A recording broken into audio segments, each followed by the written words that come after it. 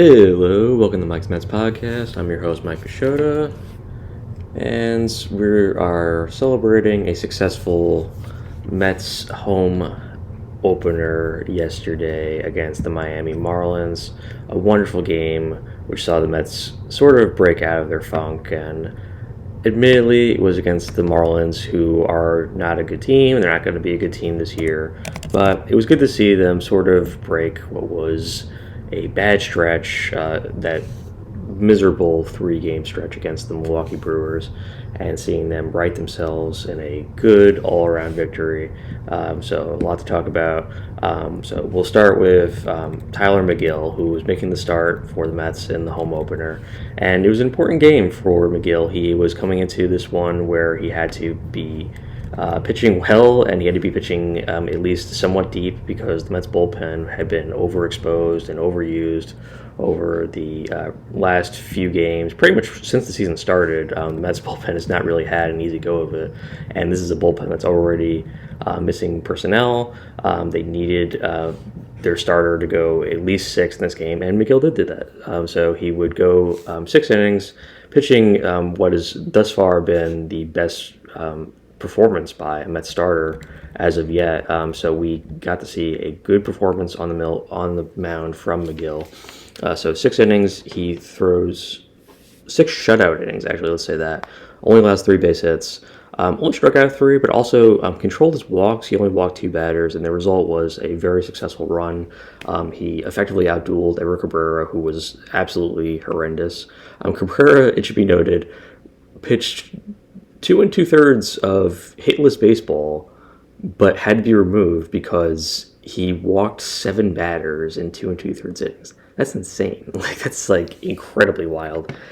So had really no control. Nothing was working for him in that one. But I think it's just a funny pitching line of 2 2/3 innings. Doesn't allow a base hit, but they have to take him out because he walked 7 batters, including walking in a batter after he walked Mark Hanna with the bases loaded, which he had walked the bases loaded. He hadn't allowed to hit again. Remember, he hadn't hit anybody. He just kept walking people repeatedly. So he's having a lot of trouble early on this season. Miguel, no such problems, and he pitched really well. The Marlins offense looked really shaky for the majority of this game. After McGill came out after 6 innings, Adam Ottavino had replaced him in the 7th, and this was an important performance for Ottavino because he had given up the walk-off home run the game prior to the Milwaukee Brewers. So he pitches a scoreless inning of relief, strikes out a pair of batters, looks pretty good, does it all in 14 pitches. Strong performance, and then Dennis Santana comes in. And Santana, the early returns have looked okay from him.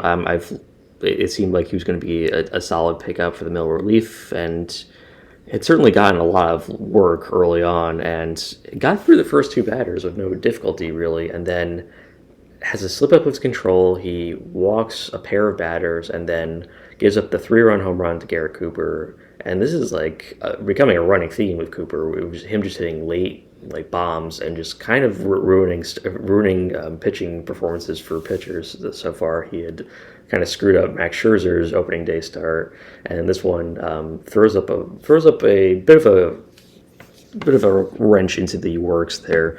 So the 3-run home run, it's now 6-3 at this point, and we'll go into how the Mets scored all their runs.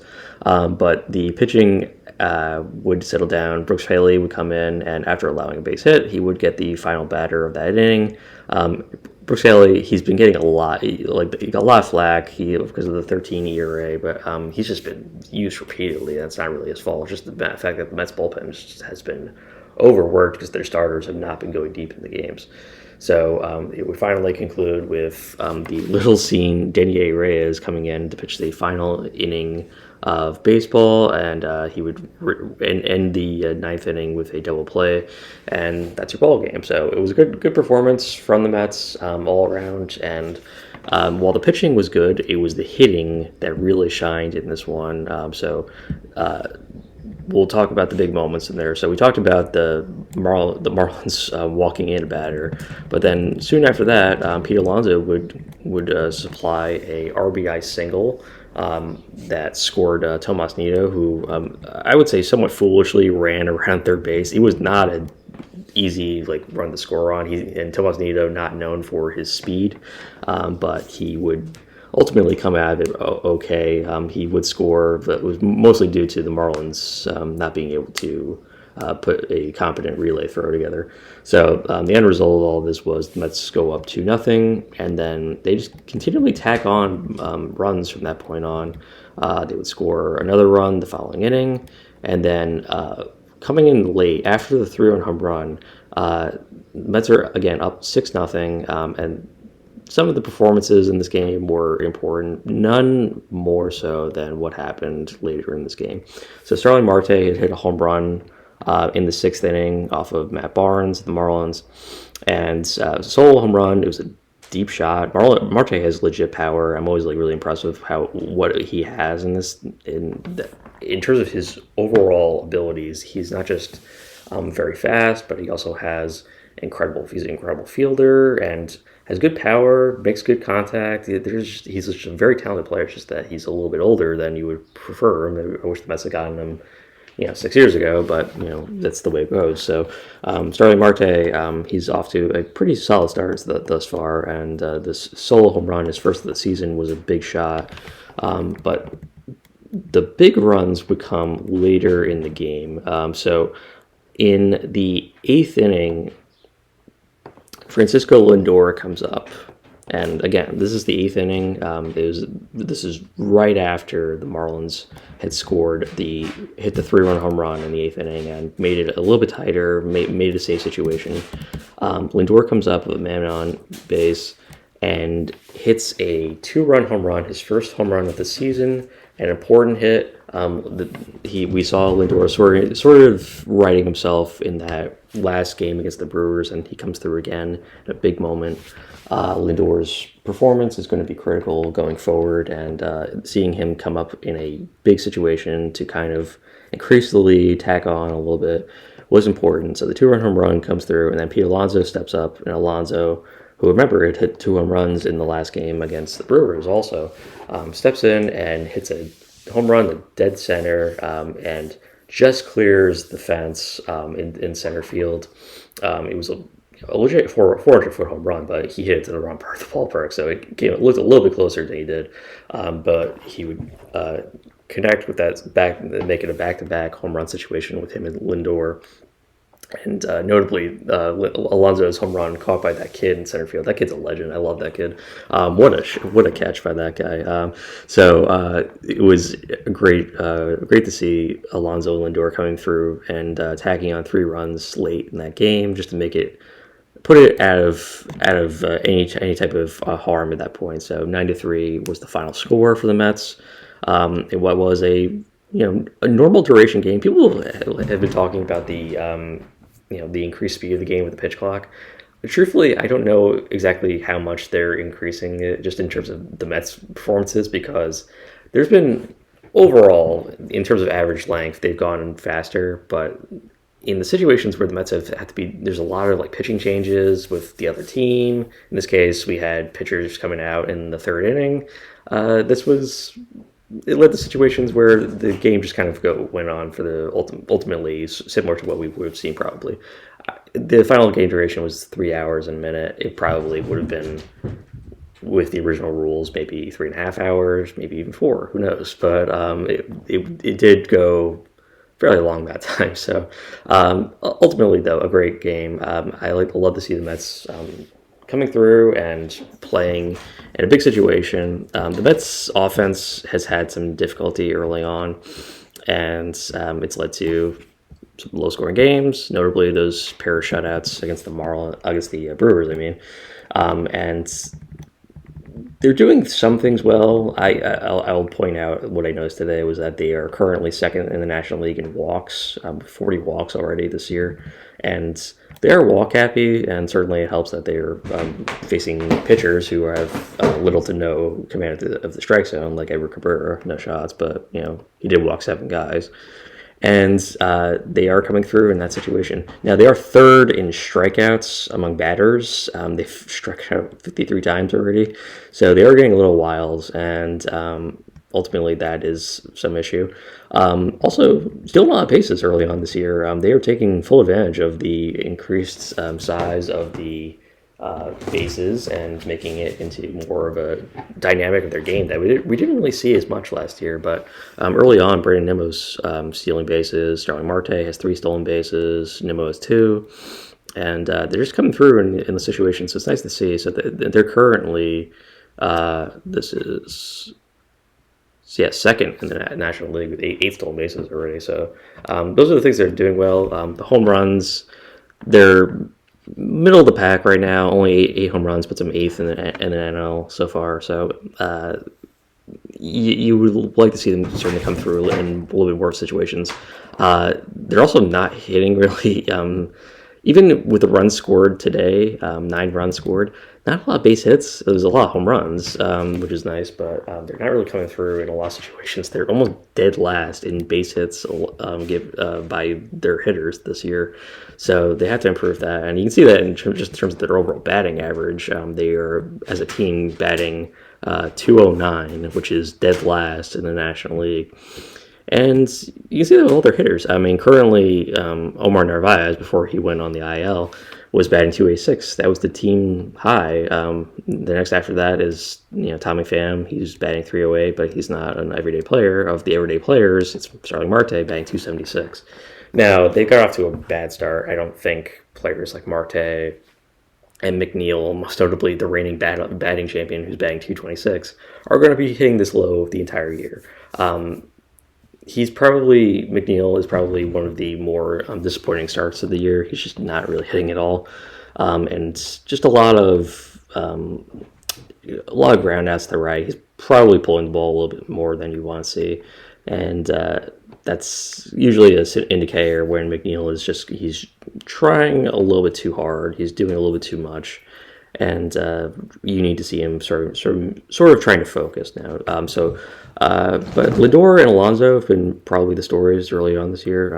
Most notably Alonso, who's off to 4 home runs already this year. It ties him with Yoenis Cespedes and Jay Bruce.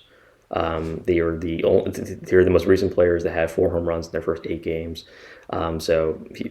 Notable company, I suppose. Not really. Those 2 were probably 2 of the worst Mets acquisitions of all time. But Alonso off to a great start. He has a 959 OPS this year, and he's not hitting again very high, much like all the other Mets. Only batting 226 this year. But he's still better than the Mets' current least valuable player nominee, which has to be Eduardo Escobar, who is...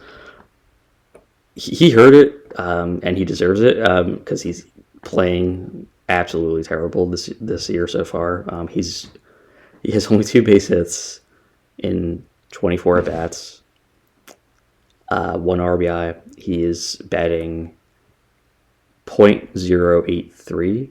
That's his batting average. He has a negative 44 OPS plus, which is just hilarious. He's off to such an absurdly bad start. And in a season where he really needs to be playing his best, he has come out playing his absolute worst. And he started off last year in a similar sort of situation where he was just not really hitting at all.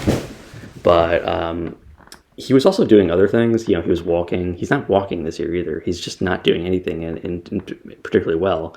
Other than his defense, which has always been really, really solid. I always commend Escobar's defense, but he's really bored in their first bat, and he's just not hitting at all. And unfortunately, the Mets can't even replace him right now because Brett Beatty has the banged up finger, so they can't do a situation where they might call him up. Speaking of call-ups, we're still waiting on Francisco Alvarez to make his start, which he's probably going to this year. I don't think they have announced it. Sorry, this game this afternoon. I don't think they've announced it as of yet, but Alvarez should be in the starting lineup pretty soon, and I'm looking forward to it. I know Met fans are looking forward to it. Anything to get Tomas Nido out of there, and nothing against Nido, who is just a perfectly average backup catcher, but it's just really frustrating to see him in the lineup. He just cannot hit at all. And having him and Escobar, and a slumping Jeff McNeil, and and Brandon Nimmo, who's after a nice start in that first 3 games against the Marlins, his bat went cold, unfortunately, also. So there's just a lot of dead space in that lineup. There are these pockets of just nobody hitting right now, particularly at the bottom of the lineup, which is something you really don't want. You don't want the back of your lineup just not hitting at all.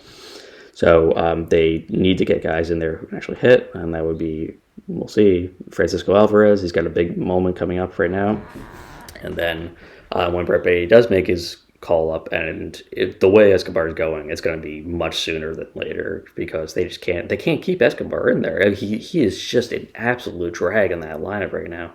And I don't think they'll get rid of him, but because his ability to switch hit, but it is just rough watching him right now. And I like Escobar. I liked how he came on late last year. You got to start faster than this. It's just really tough to see. And we'll see how long the Mets do, how long Buck Showalter feels inclined to keep him in the starting lineup. I know Showalter likes Escobar. He's certainly one of his early favorite players since he became the Mets manager last year. But you got to weigh the options here and say, okay, is this guy actually helping us right now? And think, you know what, we have Luis Guillorme, who, again, not much of a bat, but might be able to spark the lineup a little bit more, and Escobar might need a day off at third just to get him right. So we'll see what the Mets might do at that position. They don't really have a lot of infield help right now. It's just Guillorme. So we'll have to see how long it is until the Mets pull the trigger and call up Brett Baty. Again, I'm hoping sooner than later. Ultimately, though, a very successful home defense. Let's start off their home record nice, 1-0. We'll see if they can keep that going. On the mound tonight will be Kodai Senga pitching against the Marlins, and the Marlins will throw. This is the exact same pitching matchup that we saw last time. They'll throw Trevor Rogers against Kodai Senga, and both pitchers got off to rough starts in that first inning. Again, Kodai Senga, it was probably the roughest inning debut I've seen in a long time from a Mets pitcher. But the way he righted himself was just absolutely incredible. I don't think I've ever seen anything like that, where he just looked completely lost in the first inning, and then something happened. He just relaxed. He got more comfortable with that ghost forkball and his fastball, and everything working correctly for him. So he came out of it looking great. He pitched really well in that game, and you have to like what Senga's going to be doing. Now, again, this is going to be a high-energy start, and you're going to be in front of home fans that will have no problem booing you if you're not pitching well. So, again, pressure on for Senga. He would hope that would come. At least he's getting it early. I think that's probably the best thing, that he's getting these sort of pressure matchups early and out of the way, and dealing with it now. And I do expect him to pitch well today. And if I'm going to make a prediction for him again, I was wrong last time, but let's see if I'm right closer today. I'm going to say 6 innings again from Senga, striking out 7 and walking 3, and let's say 5 base hits, 2 earned runs. Yeah, well, let's say that. I have no way of saying what I think is going to be right, but we'll see if that might be closer to what his actual pitching line is, how close I come, really. So I hope everyone had a great day yesterday watching the Mets defend their home fields and getting that big win. They go back to 4-4. It was an important win. I'm glad to see them sort of right themselves, and I'm hoping that they can kind of beat up on the Marlins this series and get themselves back into a winning record. So currently 4-4, but with some luck and things going right, and then playing as they should be playing, we'll see the Mets go up in the standings and potentially threaten the Atlanta Braves soon. Thank you for listening to the Mike's Mets podcast. Please be sure to follow us on Spotify and subscribe to our YouTube channel as well. Finally, please also follow the podcast Twitter, which is Mike's Mets Pod, all one word. Appreciate your time. Have a wonderful rest of your day or evening. Let's go, Mets.